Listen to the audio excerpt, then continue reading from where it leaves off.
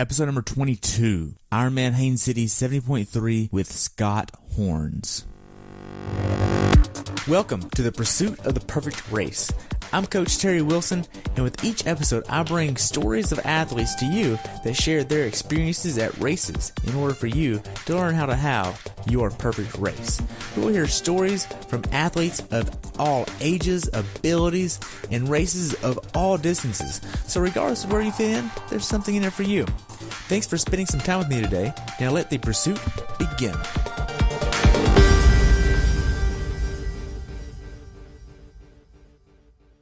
Hey everybody, welcome to the next episode of The Pursuit to the Perfect Race. Today I have the honor of talking with Scott Horns, who's with Big Sexy Racing and is a coach with BSRX3. He's been in triathlon for 26 years now, and this is a lifestyle for him and his girlfriend. He had a good day at Ironman 70.3 Haines City with a time of 5 hours and 8 minutes. I say good because I haven't got that far down on the totem pole yet.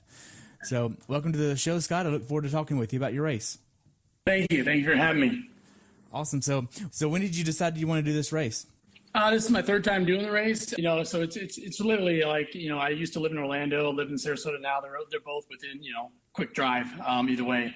So it's something I've always just kind of participated in. It's my, like I said, third time. So once I knew that it was club championships and the whole Big Sexy crew was on board, we did not hesitate to get on board and make sure we were going to be here. So, it was a done deal for sure. So nice. So how was your training going into this race?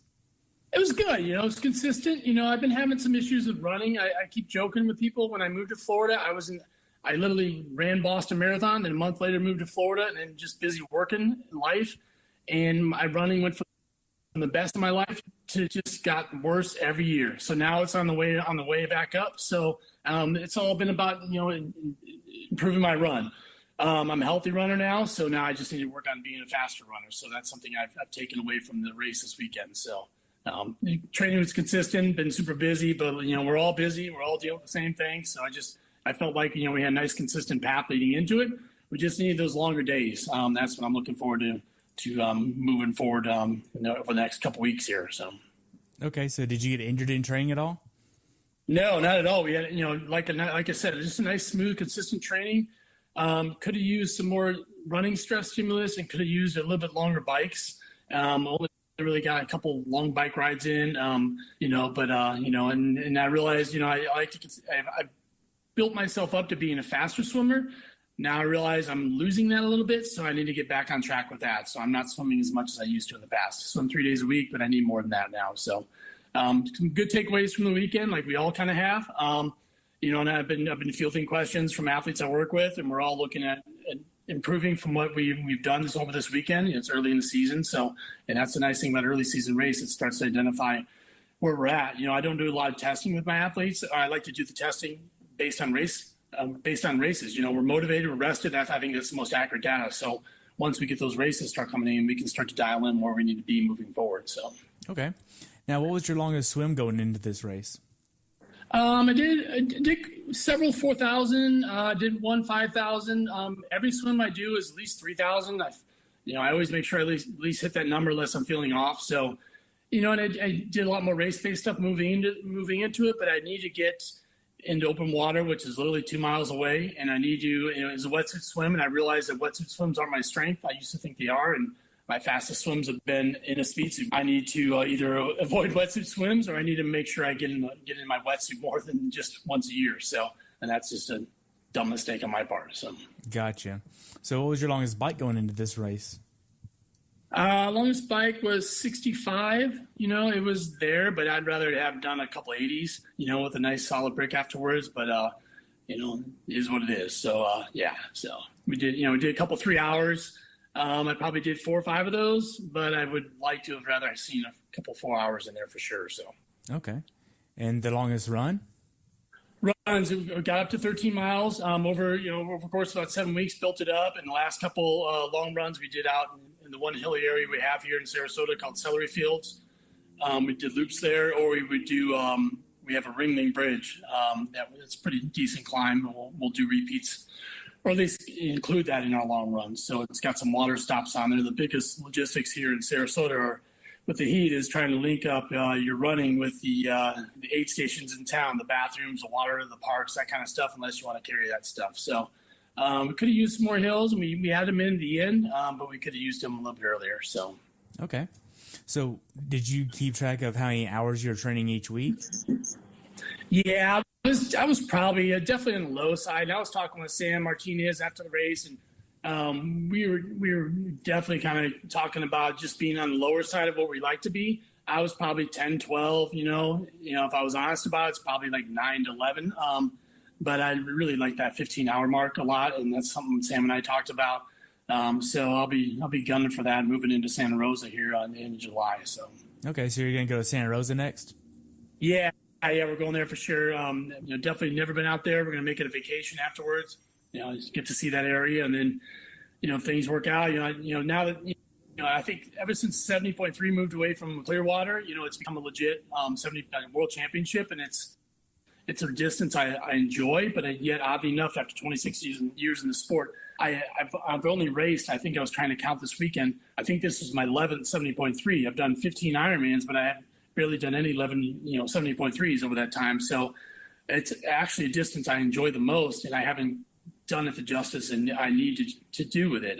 So I'm looking forward to pursuing that over the next few years, going to the World Championships, experiencing that. Now that this is a really competitive field and going into those races, I think when it first started out in Clearwater with the flat course and everything, it was not a lot of interest. And ever since they moved to St. George and then started moving and bouncing around the world, it's really it's getting on the level of Kona now. So it's kind of cool. And I'm enjoying the distance. You can be competitive. You can train 10, 15 hours a week, which is manageable with life and kids and family and everything. And you can still, strive to be that, hit the next level. So Nice. So when did you actually leave your house and head down to Haines City? Left Thursday afternoon, right at rush hour. Perfect time during spring break season. So although our travel was a lot shorter than everyone else's, it was still a little bit of a headache. So, but we got there and it was fine. We're used to the backup on I-75 and I-4 around here. So, yeah, it wasn't. So we got there Thursday evening, met the crew at the house, and then we enjoyed staying there. We were only 90 minutes away, but it was a nice. I was looking forward to. I kept telling everyone leading up to. I'm like, I'm looking forward to race day because it's gonna be like a vacation. I got no one. No one calling me, no one texting me, and I'm referring to other work commitments, not my athletes. And it was a nice way to kind of get away from everything and just to hang out with the athletes and hang out, together and just have some downtime, just goof around with people you haven't met before. So it's good. Yeah, Big Sexy won the Division II championship. They had 72 athletes on course. Yeah, I believe around there. Yeah. Wow, that's a lot of dang athletes. Yeah, I saw some points numbers coming in. It sounds like we won by a landslide. I don't know actual numbers, but we had quite a few athletes really pull their own by winning the age group. Each age group wins 3,500. So we had a lot of it. I think we had several athletes win their age group, and we had quite a few that were in top 6, top 7. So those are all like 3,300 points, 3,200 points, that kind of thing. So, I kept telling people, the day didn't go the way I wanted to, but I was talking with Aaron. Raymond, before the race, he kind of explained about the point allocation and how it works. It's like you need to give your best because the points are allocated to how close you come to the guy who wins or the woman who wins your age group. So I wasn't having a good day, and I've told people probably 10 times now. I'm not a quitter or anything, but had I not been on Big Sexy team that day, I might have dropped out. But I'm like, these points count. The faster I go, the more points we get.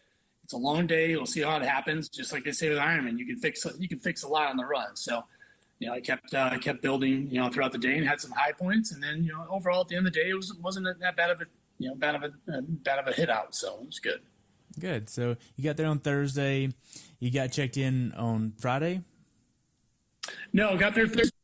Went right to the house. Got checked in. Got settled in. Got to meet the crew in our house. We had 5 of us. So we had two from Madison, one from Allentown, Allentown. Matt Deal can correct me on that. And then we had an athlete from Seattle as well. So nice. So then you headed to the race venue to get checked in at Ironman Village on Saturday? No, we went over on Friday. Let's see. We went over there because we were doing team pictures with the crew. So we went over, checked in then, and then this year they seemed to have the optional bike check-in, so we didn't have Carrie and I didn't have a need to go back there on Saturday. So we just laid low Saturday, just kind of chilled. Friday night we had the team dinner at Chili's, which was awesome. Opened the doors for us, set the whole crew down there, and we had a blast. Having dinner together. So, and then that was pretty much our Friday. So we did a little. What we did that day. We did a little run. That was it. And then Saturday, Carrie and I did a little brick in the neighborhood where we all had rented houses. So. Okay. So the day before the race, you did a little bit of a brick, and then you just hung out all day? Yeah, pretty much. Like to lay low. Like Friday was kind of a fun day, kind of get to, just kind of get out, be on your feet a little bit more, meet all the crew, do some functions, make sure we get, pictures with the team, hang out with the team, that kind of stuff. But once Saturday hit, once we knew we could check the bike, and Carrie and I kind of talked about if we're going to drop the bikes off or not, depending on the weather. There was a chance of rain, so we just kind of we'll just roll with it. And I'll pack up the Jeep that night, and then we'll just one less thing we have to do race morning. So we just kind of laid low Saturday, stayed close to home. Went out for a little 30-minute bike, a 15-minute run, a little short break, and then a little dinner, and that was it. That was about it. So just kind of laid low. Tried to get some sun, but it was a little cloudy that day. So okay. So how was the check-in process for the race?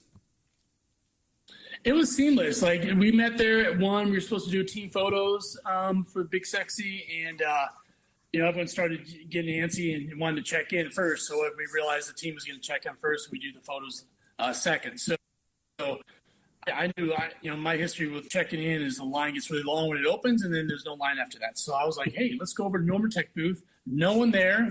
My buddy Hector Torres from Orlando, who I used to work with, is one of the Normatec reps. He's like, hey, I'm going to be open in 5 minutes. So Carrie and I were the first ones in the booths. We sat there relaxing, getting some Normatec on. First time either of us have had a chance to try the product. It was great. It was amazing. I'm surprised she sat still for 15 minutes, but that's a joke we had while we were doing it. But so we did that, and by the time we were done with that, the line was short. We went and checked in, and we got our team photo. So it was a good, easy check-in. Ironman had everything dialed in. They did the last 2 times I've been there as well, so it was good. Okay. Now, was this all on grass? Yeah, I think the headquarters for 70.3 Florida is the community park there. They have they have a playground there for kids. The whole entire park just kind of is like a little. I feel like it's a little amphitheater looking out over the lake. You have the beach area there. It's super nice. You got your bathrooms there. You got tennis courts. There's a swimming pool there. It's a really great area for families to kind of hang out all day. To watch, support their racers. The hardest part I always say is being a spectator, not a racer. So, I think the accommodations there really lend that to making it easier on the spouses that aren't racing, who may actually have kids they're looking after too. There's a lot of stuff going on there. So, I think the downtown area there is super nice for race headquarters for sure. Okay. The day before the race, did you have a certain dinner that you wanted to help prepare you for the race? Yeah, we typically keep it kind of simple. I just like to have a simple sandwich. There's a local restaurant, bar in town in between where we were staying and the race headquarters called Ovation. We went there last time. We met a group of friends from over on the east coast of Florida, and we went there for lunch earlier in the week when we first got there. So we went there and enjoyed just another simple dinner. We sat at the bar with another athlete who was racing, and it's really easy and simple and super clean food. And, I think I had some kind of sandwich with sweet potato fries, and Carrie had baked. She had potato skins, so it was good. We split those, so it was good. Nice, just nice simple meal. Yeah. So, did you try to go to bed at a certain time on the night before the race? Yeah. Usually my bedtime. It's like, hey babe, I want to go to bed early. I'm like, all right, that's fine. When you're gonna go to bed, I'll go to bed. So we went to bed probably about 9:30, 10 o'clock or so. Usually, I'm pretty low key during the race week. I just.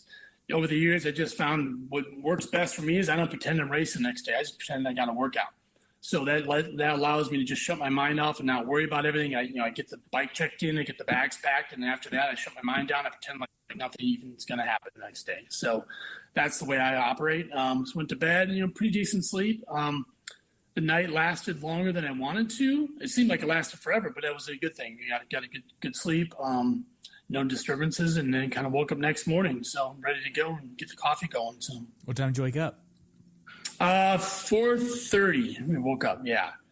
And usually we're going to these races by ourselves. We're staying. So I woke up right away and went downstairs to get the water going to make my coffee. And, of course, now we're in a house full of people. So I walked down the stairs and Aaron and Andrew and all of them like, hey, what's going on? Good morning. And there's a running joke in the house, like, don't talk to Scott until he has his coffee. So I was like, everything's fine, guys. And I'm just like, I walked back upstairs. And I'm like, oh, my God, I got to drink my coffee. So that's just a funny joke, but everything's good.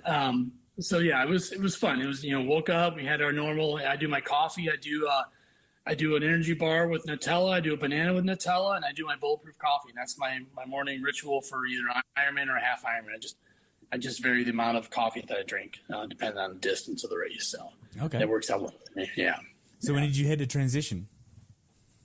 So the confusing thing about that race, we got the flyer at the at check-in saying we had to be out of transition at 6. And then we hear it, I'm thinking, that's way too early. What's up with that? And then I kept hearing that, oh, no, we don't have to be out there till 6:45. And then some athletes went to the race meeting and they said 6:45. So we couldn't get a confirmation on whether we had to be out of transition till 6 or 6:45. We were feeling pretty confident it was 6:45. So we just we made sure we were going to be on the road by 5:15. So we got there about 5:20 and got there. And sure enough, it was 6:45. So we had plenty of time and rolled our bikes up, got them racked. And then found out it was a wetsuit swim, so we started getting ready for that. So, okay, what were you doing in transition?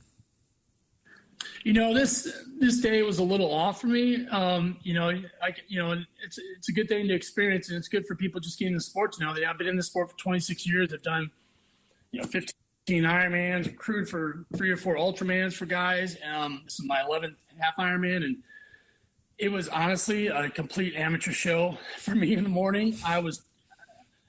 Something was just off. And I was putting my wetsuit on like it was the first time I've ever seen one. I'm sitting there trying to put it on. I'm having issues. It's hot. Andrew's like, you want a bag? I'm like, oh yeah, you use a bag or socks to put your wetsuit on. It was just a complete amateur hour on my end. And it just kind of set a bad tone at the start of my race. And that was just the day it was what it was. So I was just like, holy cow. So, yeah, I think I was pretty much on the verge of being overheated before I even got in the swim trying to get in my wetsuit. And that was just complete, just mental breakdown on my part. It was ridiculous. Wow. So I can laugh. I I told Carrie at one point, and she knew it. His joke was she thinks about the race a few days out. And I'm like, I'm good. And I'm like, I got to go down the race start and get my mind together because I'm all over the place right now. And this is not good. So I was like, oh, well. So, it happens. It happens to you on your first race. It can happen to you on your 100th race. So it's fine. All right. Now, what kind of PSI were you putting in your tires that one race morning? I've been running a lot lower than I used to. Years ago, everyone's doing 130, 140. I'm 110, usually 105. Just depends. Florida roads are sometimes be a little rougher, and I found a lot better ride doing about 110 on both tires. So. Okay. Now then, what kind of nutrition were you using for this race? First for F2C is everything I use. I do battery and electrodurance on the bike ride with the glycodurance. So I'll have a bottle in the back of my seat with about 600 calories of glycodurance, flavored with raspberry hydrodurance or battery. Sorry, I keep getting the names confused. Sorry. And then I'll do on my down tube. I'll do just basic raspberry battery with some electrolytes in there. So, and then on the run, every run, I'm all about Coke and ice every aid station. So, okay. And that's never once let me down. That glycodurance is amazing. Been using it now ever since I came on board as a sponsor. So probably 5 years now, 6 years. And I've never, ever had an energy issue, endurance issue on my nutrition issue on any of my races ever since then. So it's been a great product. It came along at a great time. I used to use other products, like I said, I've been in the sport 26 years, and your body changes over time, your taste change over time, your digestion changes over time. And I had a little bit of about 2013 going into Kona, I was kind of at a middle, like I was moving away from what I'd normally done in nutrition, but yet hadn't found a new way to go. So I was kind of in no man's land. Luckily in Hawaii, they serve Coke on the bike course. So I used Coke for about 8 hours of my race. So it saved me. But after that, I embraced the glycodurance and started using that moving forward. So, yeah. Okay.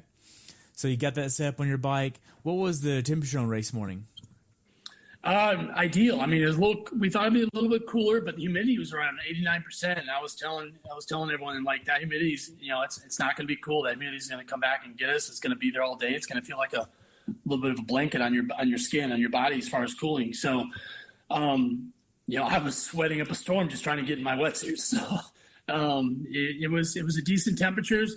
I don't think you could, other than having rain or anything, I don't think you could get better conditions for a Florida race. Other than maybe rolling the dice and trying to do something earlier in the year, we had pretty good conditions. And other guys in the house kind of said too, if you come to Florida and you complain about the weather at this race, you probably shouldn't race in Florida because, like we experienced, it was low 70s race morning. And, it did probably top out in mid 80s or low 80s, but that wasn't until, the last hour of everyone's race.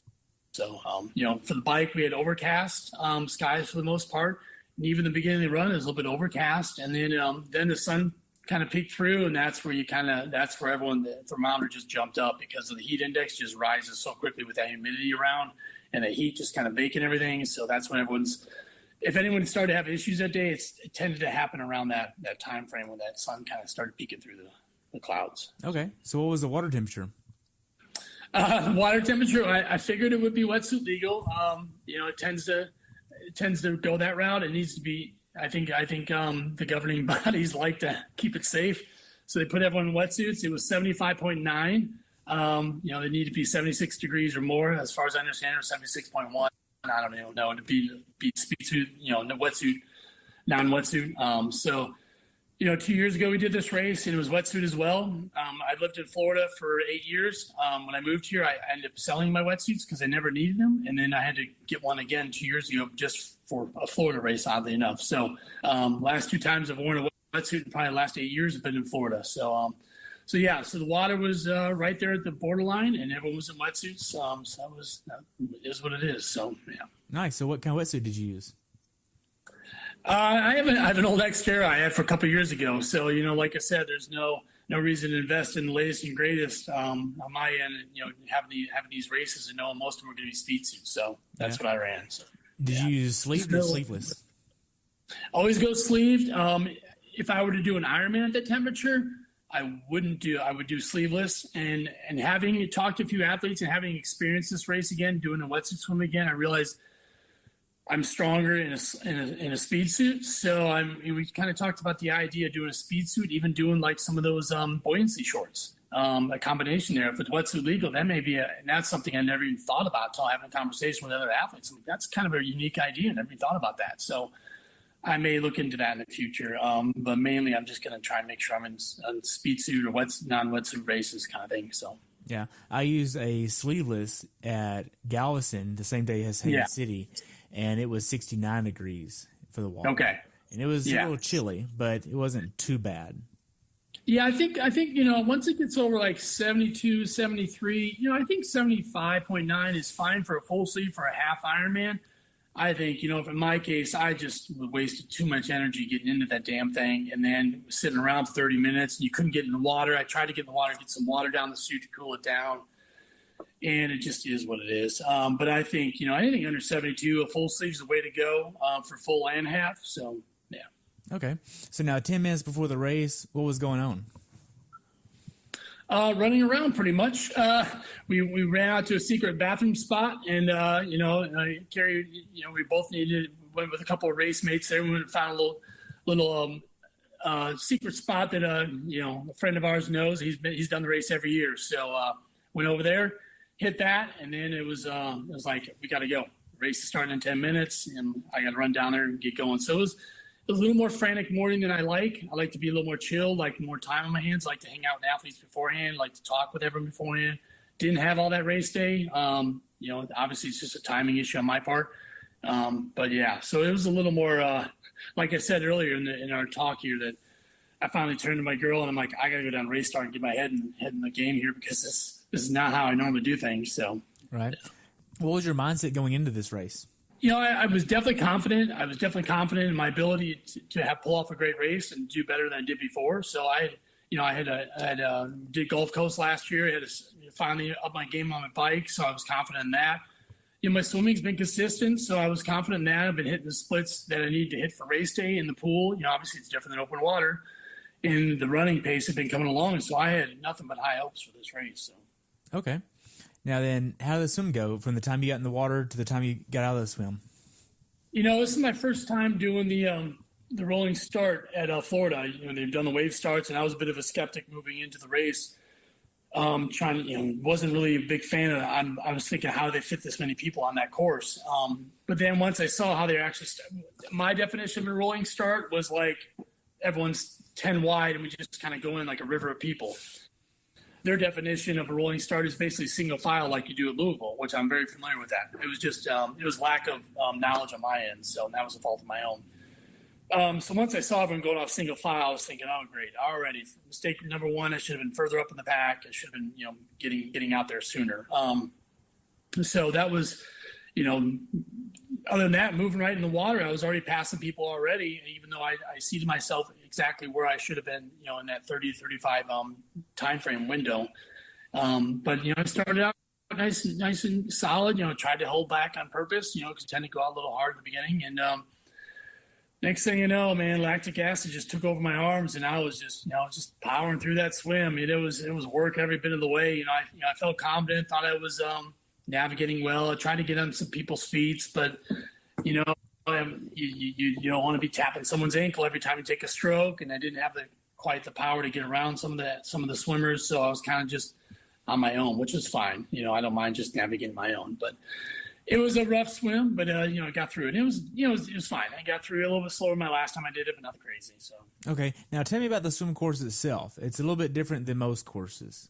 Yeah, I actually kind of like the setup. As crazy as it is, I describe it as an M, but other athletes, when I kind of do a little course recon with people, they describe it as like shorts, Bermuda shorts. So you're heading straight out.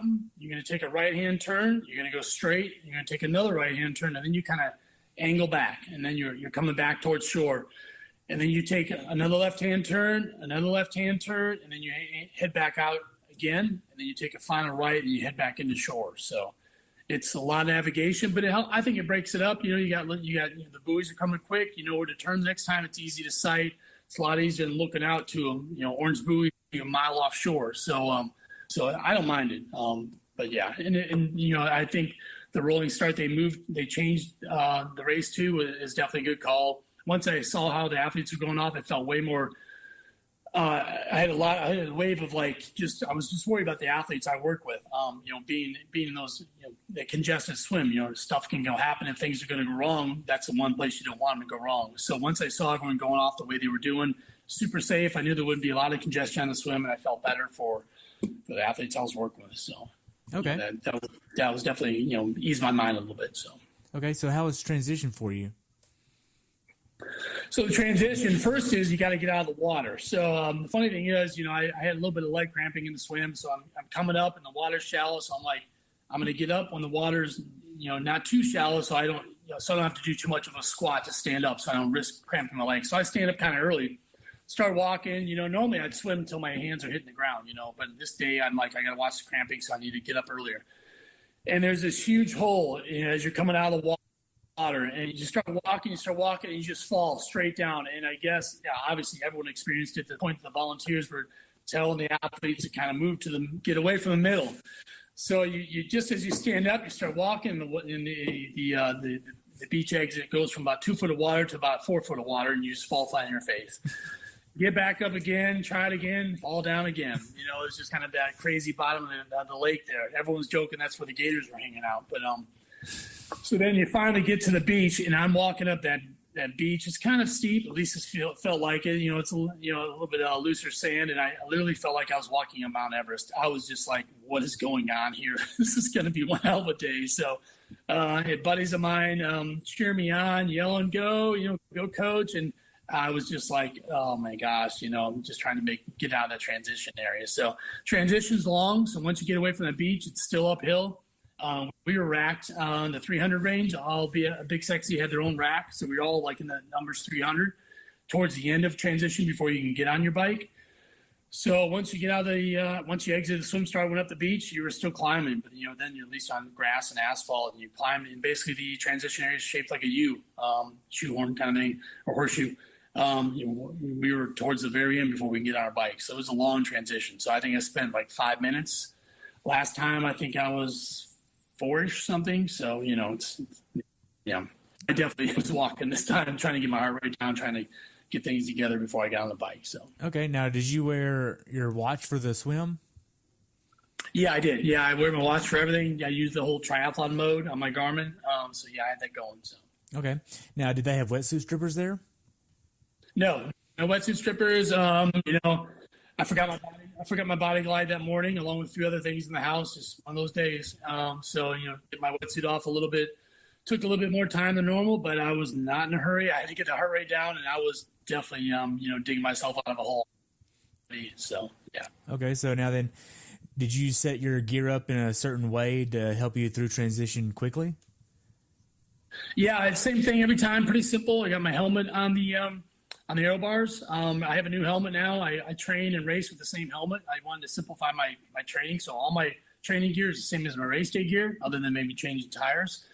So I have a new Euro helmet, bright yellow, so when I'm training, people can see me. And then on race day, it's got a nice little visor with a magnet, so I can, especially really came in handy at this race because racing early in the morning with humidity levels, glasses, visors, all that fog up. So I started right away with my helmet visor with the visor magnet upside down. So I just had my normal no covering for the beginning of the bike, and then about 5 miles in the bike, if things start to dry off a little bit, and I flip the visor around, snapped it back in, ready to go.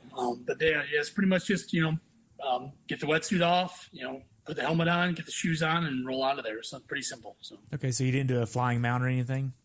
No flying mount, especially there. And a lot of things I really kind of encourage the people on the team, and kind of course recon that I did is it's an uphill start, so make sure your gearing is really low. I set my gearing super low, so that way you can hop on the bike and you can pedal away. If your gear's too big, you're going to fall right over. So there's no room for flying dismount there. I had a couple of other athletes try to do that around me. They're kind of pushing their way around me to get to the dismount line, or the mount line, I should say, to get it going. And the second they got there, they still have to get their shoes and their feet into the shoes and everything. I told all the athletes I work with, get your shoes on, run in your shoes, get to the mount line, easy gear, clip in your pedals, and go. So as you exit transition, you're going uphill, and then you're going to take a right-hand turn, and then you have a descent there, which, if you're experienced at doing putting your shoes on while you're riding, you can do it then, but you have a short amount of time to do it. So I only, encourage those who have experience of doing that type of transition to do it. Other than that, you're heading back uphill again. So you better start getting your stuff together and getting your shoes and getting your body positioned on the bike to get going. So, because after that next incline out of town, that the race kind of starts flowing from there. So okay, so what was your bike strategy going into it? Same thing I did in Gulf Coast. I found there's a magic little number as far as rate. I used RPE at the beginning of the ride, and then as I this race is a little bit different. I was coming from behind the 8-ball on the from the swim. My effort in the swim and just being gassed, so I had to take it easy moving into the bike ride and get my heart rate under, get everything kind of just organized. So it took me about a good 5 miles at least before I could even think about being on race pace. So then from there I built it up. I have a little number I like to follow my bike, my heart rate monitor, and then I look at the watch just to kind of see, make sure nothing's crazy. But for the most part, I found I had my best bike, and great luck with just following that magic heart rate number, and then just keeping perceived exertion in place throughout the whole entire bike ride. And I'm confident that I can roll that the whole time. So that's what I was just planning on doing the same thing again today. So that on race day. Okay, so for you, what's the magic heart rate number for you? For me, it was 150. 150 is my heart rate. I found that, if I went over that, I could do it, I can manage it, but can I bump it up from there? And that's one thing I always encourage with athletes, wherever level you're at, whether it's swim, bike, or run, you need to be able to bump up that effort and go to the next segment of the race. And if you can't, then you need to back it off, because the heart rate's only going to get harder and higher as the race goes on. Your highest numbers need to come up during the run. So I found that number works really well for me. I can manage a really solid pace. I can set a PR at that pace, but I can also manage the lactic acid buildup, and I can keep that heart rate low. Meanwhile, still putting the amount of power I need to in the pedals. So it's a good little strategy. I'm glad I kind of dialed that in last year. So Okay. So you don't really go off of a power number? I have power numbers. I use them, but like I said, I hadn't been racing 70.3s for very long. And I literally have done one maybe each year over the last few years. So, excuse me.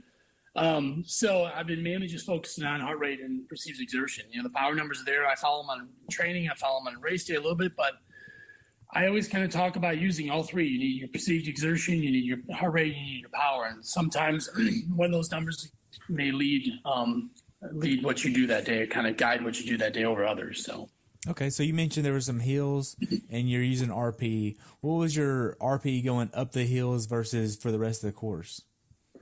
You definitely, I'm a big fan of making sure you take advantage of what the course offers. So, as I've talked about before, and as Chris McDonald's kind of alluded to, I'm a big fan of following the strategy. You go fast when the race is slow. So that means, you realizing where there's the most resistance. So obviously there's a ton of resistance in the water, ton of resistance on the bike with the aerodynamics, and that kind of decreases when you move to the run, less aerodynamic issues. So on the bike, I think you benefit greatly by going harder up hills and taking it easy, or, being mindful of where you're going down hills. If you're going, 27 miles an hour, there's no sense of trying to go faster because, 90% of your energy is just being used just to keep that same pace. Only 10% is going to make you go faster. Whereas if you're going to push that effort and go uphill faster where you have less aerodynamic drag, you're better off doing that. So I tend to push the climbs. I'll usually standing when I climb. I like that. I think it's you got the weight of the body. You got leverage from your arms. You can get a lot more out of yourself going uphill climbing. Spikes the heart rate, but it's a trade-off. But that's so that's usually what things tend to kind of my RP would definitely increase with the climbs in Florida. But they're not long. You can always see the top. You can recover over the crest, a little bit, and then you nail it on the, kind of keep the momentum going over the crest into the downhill. Once the downhill kind of takes over and your speed starts to increase, you can kind of back off then. So. Okay, what kind of wheels were you using? I got some Reynolds 90s last year. Literally about 3 weeks before Gulf Coast, my old wheels took a crap, and then I got a hold of these Reynolds 90s and clincher. I switched from tubular back to clincher. And when I raced Gulf Coast last night, I was amazed how fast those wheels were. It felt like I had a little engine on my bike. It was amazing because my previous tubulars were probably at least 6-7 years old, and they were definitely the old design, not as wide rim as they have now. And I love those wheels. They're awesome. I train on them. I train on them every single day. Train race. That's the only set of wheels I have, and I've not had any issues with them. Never once had to have them trued, and never any problems at all. So nice. Yeah, they're worth the money, and I think you can roll them 100% of the time. You don't need to just save them for race day. They're expensive wheels, so get out there and enjoy them. So, gotcha. So on the bike, how were the road qualities? Good. That course, the beginning of that course, as I kind of talked about, it's pretty fast. Smooth roads and rolling hills. You're kind of almost just descending for the first 25 miles, up and down, kind of. I've said like 40K PRs at that race before, which is crazy because it didn't feel like at the time. The back half of the course, the roads get a little bit more rough. People were talking about chip seal, but that literally was like 1 mile of the whole entire course, so it wasn't a big deal. But the roads do get rougher at the end, which, it's the end of the 56-mile bike, so it kind of fatigues you a little more, something you really don't want, but it happens. But the road courses in general, I never once had any major potholes to look after. They did a great job of marking any kind of, hazards in the road, so they were easy to see as long as you kind of had your wits about you. So, yeah, I love that course. It's you're out there in some horse farms and some orchards out there. It's a cool area. I'm familiar with that Central Florida hilly area from training in Claremont and stuff. So I like seeing it. I feel comfortable in that area. Like I said, the roads were not a lot of traffic out there at all, car traffic or anything, which is great. And then, nice wide roads for us to ride on. So I don't think it could be any safer. So. Okay. Now, did you cramp it all on the bike? No. The bike went well. I was starting to get momentum, starting to kind of dig myself out of my early morning funk, and was feeling good. Passing people, hitting the numbers I wanted to hit, that kind of thing. So I was happy about that. There was 3 aid stations on the course, so I grabbed more nutrition than I normally do, but I needed it just because the hole I was kind of in. And, no, it was great. I enjoyed the bike ride. It was fun. I like that course. It's fast. It allows you to go fast, and you're challenging yourself, you're pushing yourself, but it doesn't feel like it's work, but it's fun work, So Okay. Were you trying to hit a certain cadence number? I've generally been riding a lower cadence over the years. Last couple of years, mainly I just look at that heart rate and trying to make sure that cadence is kind of low. So usually I'm around in training. I'm doing 70. I'm usually doing 70. I'll do work as low as 40, but on race day I'm usually around that 75 to 80 probably. That day I didn't pay too much attention to the cadence. I was just focusing on the heart rate. So okay, because I read something a while back that you posted. Gosh, I say a while back. It's probably at least over a year now, where you said every year you change something up, and this year it was going to be the cadence. And you talked about how you're going to be going from a higher cadence to just kind of doing what's feeling natural. Yeah. I did that. I probably implemented that about 2 years ago, and it's been a huge improvement. It's definitely increased the strength on my bike, and then once I transferred over the race day, it allows me to apply the power and the strength that I need to the bike. But it keeps my heart rate in check, keeps my heart rate a lot lower than it used to be when I raced. And so that all those beats are ready to go for the run. So it gives me a little bit more of a, I talked about being able to bump up your heart rate across each sport from swim to bike, bike to run. So now I have an even bigger ceiling I can bump up for my run ideally. So. Okay. So now then the last few miles of the bike, do you do a transitional cool down to get ready for the run? Yeah, typically, we were joking with this race, we had I think miles 51 through 54. We were hitting that chip seal that people had talked about, and we were going into a headwind uphill. So it's kind of all those little bruises at the end of a race, at the end of a ride. You're like, come on, give me, because I knew there was a little bit of descent into transition. So mainly, it used to be in the past, I would go for my higher cadence kind of thing. I'd bump it down to the lower cadence, lower RPM, and then get, kind of just stretch the legs out, get some blood flow going there, stand up, that kind of thing. Now that I've changed over to lower RPM, all I pretty much do is just kind of stand up, make sure I'm stretched out. Last 2 miles, I give myself a chance to kind of let my heart rate fall, because the lower it falls, the better off I'm going to be going into T2, because that heart rate's going to jump up when everyone starts cheering for you. You start jumping off your bike and getting your run shoes on. So the lower I can enter T2 without, lower heart rate, the better off I'm going to be. So then usually that's my focus the last 2 miles of the bike, is just being relaxed, keeping momentum on the pedals, but letting my heart rate and my excitement kind of relax, keep that heart rate down. So. Okay. So what was your T2 like? T2 was fine. It was, not uneventful. I had some new shoes I was running. They're a little tight to get on, but, I was worried about getting them on, but they popped on pretty quick, and then it was off. And right from the get go, I felt pretty good. I knew my focus was the first 2 miles, keep it calm, keep it relaxed, and then build from there. So. Okay. So did you have a special way to go through T2 pretty quick? You had right at 3 minutes in transition. What I do is I typically, I got my shoes, inside my shoes, got each socks. I put socks on for any race distance over 10K. Pop my socks on, and then I have my race belt and my glasses and everything under my shoes, and I have them all attached. So I have my race belt attached. I have a headband that I wear to keep sweat out of my eyes, and all that's I put the race belt through all that, through my glasses, through my headband. So all I have to do is just grab the race belt, and everything else comes along with it. Then as I'm running, I unclip the race belt, pull the headband off of that, slap that on. It was a little overcast still, so I put the glasses in my jersey pocket, and then pop the race belt on. And now I always leave transit T2 with a can of Coke, just in case, because I know Coke is my savior on the run, and I never know what transition's going to hold at first. So I had a little 10-ounce aluminum can of Coke that I used to carry till the first aid station, grabbed a cup of ice and dumped it in there, and then discarded it after that. So, all right, that's pretty much how I roll every transition, whether it's Olympic on up to Ironman. So until you get to Ultraman, right? What was that? Until you get to Ultraman, right? Yeah. Then you can take a little time, but hey, it's still you don't want to be standing still in transition, so you always be moving. So. Nice. So how did the first few miles of the run go? Good. It was, like I said, I was mindful of keeping it slow and just kind of cruising there and kind of seeing what happened. I still had high hopes for having a great day and kind of pulling back some time. I kind of withered away over the race. But yeah, it was a smooth start to the run. That's for sure.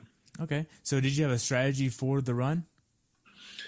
Kind of just as I was talking about, the first 2 miles, I want to make sure those are my most controlled, and then kind of build from there each lap. So the first lap's kind of feeling things out. After about 2 miles, you only have 2 miles more of that first loop, and then building it out from there. My second loop was definitely my strongest loop, and then the third loop, I just kind of try to maintain, where I was at, kind of. So for this race, how many loops do you do? 3 loops total. 3 hilly loops. You leave transition area. You run through along the beach area there, which is great because all the tri clubs have their tents set up. Everyone's cheering you on. Big Sexy had this huge, section of the sidewalk where he has signs for everyone participating. Chris McDonald and his wife Erica and everyone was out, and the spouses of all the teammates were all out there cheering us on. That was a blast. And it was definitely a highlight. I was coming out of T2 just kind of like, oh, my gosh, here we go. And I look up, and I see Chris McDonald yelling at me, and I just kind of give him this look like, here we go. We'll see what happens, But it was definitely a highlight. It definitely kind of, allowed me to get my head back into the game a little bit quicker than I might have otherwise. So once you kind of leave that area, you kind of move around. You do a little loop in town, and then you come out and you do that one of the climbs that everyone kind of talks about along the little main street they have there. And you're climbing up, and they changed the run course this year. So when you start climbing, and then you do a little like lollipop in a little neighborhood that has hills as well, and you pop back on the same sidewalk again, and you continue up again. And that second climb, once you come out of that little neighborhood side area, that climb just kind of grinds on you. And I remember thinking that the first time, and when I hit the second time, I'm thinking, God, this thing sucks. And I'm like, there's no way in hell I'm walking this thing. So that was the motivation the rest of the race, just to make sure I kept moving my feet, going up that thing. So okay, so now did you do any hill training in your training for this? I did. We, like I mentioned, we have a place here in town called Hillary Fields. It's got some loops that I'll do on. I managed to hit the Clay Road in Claremont, which is a nice 10-mile hilly loop. World famous. You got Rayler Brothers train out there. Desiree De Silva from Boston Marathon trains there. We have world-class athletes come out and train just on that loop. It's 9 miles of hills in the clays throughout the orange groves. So I hit that. I had a great run out there. I'm probably going to go there this Sunday and do it again. So, a couple more long runs in the hills would have been better. In hindsight, next year I'm gunning for Florida 70.3 again. So I'll probably go out and run that course beforehand, firsthand, go and run the Florida course for sure. So okay. I haven't done that before. So gotcha. So now then, for the rest of the run, aside from the first few miles, how was it? Was there a lot of aid stations? Were the aid stations stocked well? Yeah, aid stations were stocked well. They were pretty much every mile. We had kind of roll with water at the beginning, Gatorade and Red Bull and Coke in the middle, and ice at the end. So once you kind of figured out where the tables, that was pretty consistent with each aid station. So once you figure out the stuff you liked and where it was, it got easier. I had a few aid stations where I would pass up the Coke and I had to go back and get it. That happened probably 3 times. But that's it's just my fault. Then I started realizing, hey, look for the white cups and look for the Coke bottles, and there you go. You know where to get. So once I kind of got in that rhythm, and of course, it's the same aid stations every loop, so you get to know where they're at. You get to know the volunteers, and in the race, the new little thing they're doing with the races, they're giving everyone bands to hand out to your favorite volunteers. So that's fun. So I always save that band. That's another thing. I put in my T2. I put that red band in my shoe, and I put it on my wrist when I leave T2, and I look for that volunteer that made me smile that day a little bit more than another volunteer. So it's fun when you throw it out to them because they get a kick out of it. So it's cool. Nice. So now then, did you cramp it all in the run? No, run was good. Just stamina wasn't there, but it was just rolled through each mile. Got through each mile fine. Like I said, I had a nice promising second loop. And then after that, it wasn't much of a bump to go for the third loop. So I just kind of rolled through it and. Got the finish at the end. I was happy with the day. So I was happy. It was one of those days. Just you fight for each mile and enjoy being out there. So yeah. So did you negative split this race? No. No. I keep getting shit about my run pace. So yeah. That's just fuel for the fire. So yeah. Nice. So talk about the last 800 yards before the finish. It's nice there. As I've joked about with other people on social media and stuff, I finally zipped up my jersey for the last, finishing shoot and the pictures and all that. Other than that, I had to zip down for most of the race. Evidently, the official didn't like that. I get yelled at for having my jersey unzipped. I'm not sure the rules, but I listened to them. I zipped it up right away, and then probably unzipped it a little bit later. But yeah, so yeah, it's just, it's nice because the finishing chute area, you kind of come downhill. The last aid station, you're around the corner, you're descending into the transition area. Come around the corner, you got everyone starting to cheer for you. The beach is there, the Tri Club tents are there, and you got a nice long grass finish. And the way the day was going, I was imagining just enjoying that finishing chute. I was just going to walk the thing, just going to hang out, enjoy it all. But I knew, the closer you finish to the guy who's winning your age group, the more points you get for your team. So I'm like, all right, you can't do that. You got to run, But I envisioned laying down in the grass after the finish line, which I didn't do, but gave me something to look forward to earlier in the day. But, it's a great finish here. The buddy of mine who was cheering me on when I was having that horrible exit from the swim was there again at the end. And so I had a chance to finally, acknowledge the fact that he was there cheering me on, and I appreciated it. So it was good. Nice. So looking back on it all, how well prepared were you for this race? I was prepared well. I just think it was one of those days where just things are off, and I didn't mentally handle them well in the morning. And then I've also realized that I probably wouldn't, in future, I probably won't use a wetsuit there. I don't think that suited me well, and I think it just added to my decline in the morning. But, as far as, I put a good effort into training based on life and everything. I was happy with that. I didn't feel like I was short of my training. I just think it was just one of those days you wake up and just the cards aren't in your favor, and how you handle that is what makes the day a success or a failure. And I'm really happy with the way things ended. Once I didn't look at my watch at all the whole entire day. I looked at my swim split when I got to swim, but other than that, I didn't look at my time the rest of the day, which I've always wanted to do that. I always wanted to just race on perceived exertion. I did look at my watch for heart rate for those numbers, but I didn't have my time on as far as my bike splits or anything like that. I didn't even know until I was going to check the time with about a mile to go, and I'm like, what's the point? It's ridiculous. So just finish and have a good day. When I was done, it was like, all right, I wasn't too far off where I was before, but so I was happy. So. Nice. So what is one thing that you'd like to pass on to somebody that hasn't done this race before that might be looking to do this race in the future? Definitely. If you hear Florida, don't think flat, and make sure you get ready for the heat. It's a hard course. It's, I've done Raleigh. I've done multiple hard Ironmans. I've done original St. George Ironman. This is a hard course. And, I talk to guys who live up in the hills, and they're like, this is a hard course. So, you educate yourself on how you can handle the heat and ways to prepare for the heat. Lots of things you can do for that, and be ready for the hills. It's one thing I need to focus on too, and it's hard to do here living by the beach. But those are the two things I would think about.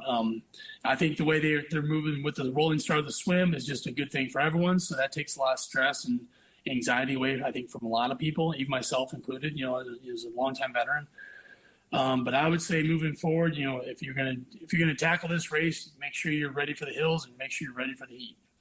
That not only comes from just knowing that, hey, I can handle training 85-degree heat, but it's how your body assimilates your nutrition during that heat and how much your body can absorb as far as fluids during that heat. When I first moved to Florida, I could maybe take in 25 ounces an hour on the bike. And now in the dead of summer, if I go off for a long training ride, I can take in 50, 60 ounces of fluid an hour if I need to. And that's all just my body's trained itself to do that. So that's where the advantage comes when you go to race, athletes who are living in the southern climates, they have the ability to do that. That's the kind of advantage they have. So. Okay. Now, what kind of advice would you give somebody that's living up north that's coming down to Florida for this race, that's training in all cold weather, and then this is the first race and it's hot? How would you help them for that? I mean, I would definitely view it as your first hit out of the year. I'd say make it like a fun trip, make it a vacation. Make it as no expectation. Did I tell that to the athletes I work with, and myself included? We execute, and then we don't have any expectations. The race day, as long as we're doing well on race day, and we're executing as best of our ability, it's going to take care of itself. So don't put any extra pressure on yourself. So I would say the same thing with any athlete coming down from the north. Just come down here, enjoy the area, enjoy the race. You can do some things leading up to the race, as far as using sauna after sessions, using extra gear, no fans, that kind of stuff, and trying to train your body to assimilate more fluids per hour than normal.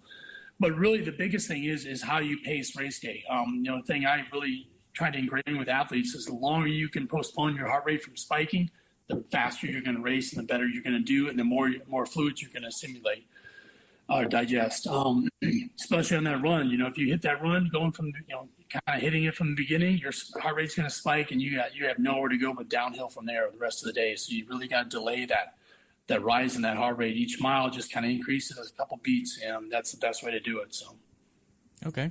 Now then, if athletes want to follow you, how can they follow you?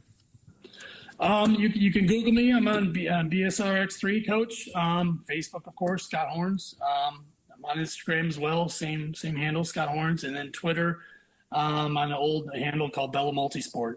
But I'm not on there too much. Easiest way to reach me is through Facebook. So yeah, and you Google BSRX3, I'll pop right up. So. Okay.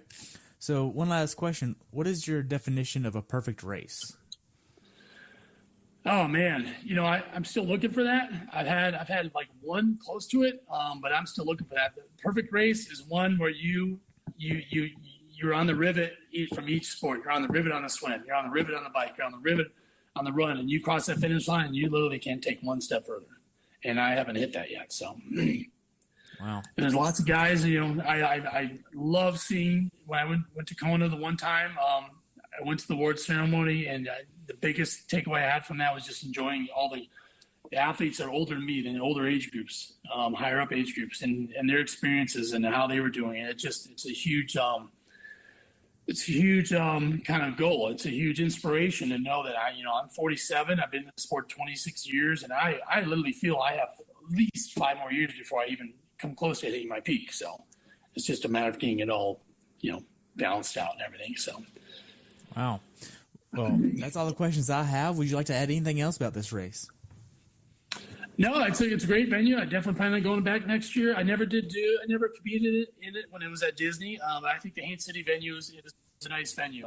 We stayed at a place, rented houses in an area called Champions Gate. It was about 11 miles away, straight up north up 27 from the race site. And it was pretty cool. It had a nice family feel with the athletes we stayed with, and nearby restaurants and stuff, easy access to the race, and it was a fun experience. And like I said, we were only 90 minutes from there, but we had a nice 4-day vacation away, stay vacation, you can kind of say it. It's they do a great job organizing the race, and it's a fun venue, and I definitely plan on going back next year. So nice. Well, thank you so much, Scott, for your time today, and I enjoy following you in the future. What's next for you?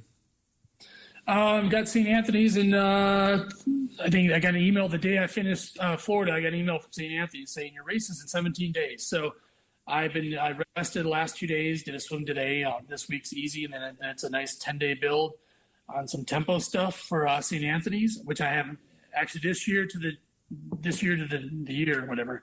It has been 20 years since I raced there last, so I'm looking forward to going back there. And then that's compliments. I won a free entry from Zone 3, one of Big Sexy sponsors. So they're a sponsor of the St. Anthony's race. So myself and another teammate were both lucky enough to win entries into that race. So we're going to hit that. And then after that, it's rest up for a few days and then full on into getting ready for Santa Rosa. That's the big A race of the year. So nice. And Santa Rosa is May 12th, right? No, that's the full. We're doing a half. So we're doing okay. a half at the end of July. So yeah, I'm just focusing on halves for now. So yeah. Oh, I thought you were doing the full. No, sorry. No, it does get confusing. I've been trying to make sure I clarify that it's just the half, not just the half, but it's the half. So. Well, the full is still open. You can still register, so you can just go ahead and do that. I'll focus on working with the athlete. Oh yeah. Awesome. Well, thank you so much, Scott, for your time. I've enjoyed it. I hope you have a great rest of your day, and I look forward to following you in the future. Okay. All right. Thank you, Terry. Take care. Hey, thank you. Thanks for tuning in today. I hope you were able to learn something from today's episode. If you enjoyed the show, please take a minute to leave a review on iTunes or share it with a friend. Be sure to subscribe so you never miss an episode. If you'd like to see pictures from this athlete's race, learn more about who I am, what I'm doing, or be on the show yourself to share your story, check out my website at CoachTerryWilson.com. Until next time, continue the pursuit.